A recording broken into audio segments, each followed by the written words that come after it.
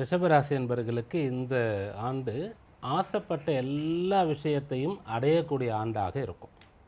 ஒரு குடும்பத்தை ரெப்ரசன்ட் பண்ணுறதுக்கு ஒருத்தரை முன்னிறுத்துறோன்னு சொன்னால், அந்த குடும்பத்தில் ரிஷபராசி இருந்தால் அந்த குடும்பத்தில் இருக்கக்கூடியவர்கள் அப்போ தான் புதுசாக ஒரு சொத்து வாங்க போகிறாங்கன்னு சொன்னால், இவர் முன்ன நின்று முயற்சி பண்ணால் அது கிடச்சிரும். ஒரு ஸ்கூலில் இருந்து ஒரு ஸ்டூடெண்ட்டை ஒரு காம்படிஷனுக்கு அனுப்ப போகிறாங்கன்னு சொன்னால், அங்கே தகுதி முக்கியம், திறமையெல்லாம் முக்கியம். அந்த இடத்துல ஒரு 2 பேர் இருக்காங்கன்னா, ரிஷபராசி ஒத்தராக இருந்தால் அவர் ஜெயிச்சு அந்த ஸ்கூலுக்கு பேர் வாங்கி கொடுத்துருவார். தொடர்ந்து அடுத்தடுத்து படங்களை எடுத்து தோல்வி அடைந்த ஒரு ப்ரொடியூசர் இருக்கார்.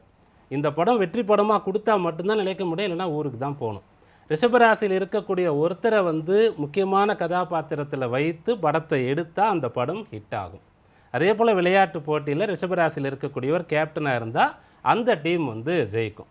இப்படி எல்லா இடத்துலையும் ரிஷபராசிக்காரங்க பலன் அடைவாங்க. உங்களை வைத்து மற்றவங்க பலன் அடையக்கூடியதற்கான வழியை தான் இப்போ நான் சொல்லியிருக்கேன். ஏன்னா சனி தான் உங்களுக்கு பலன் தரப்போகிறார். அப்படி இருக்கும்போது நீங்கள் எந்த அளவிற்கு உயர்கிறீர்களோ, உங்களை சுற்றி இருக்கக்கூடியவர்கள், நம்பக்கூடியவர்கள், எதிர்பார்க்கக்கூடியவர்களையும் சேர்த்து கூட்டிகிட்டு போவீங்க.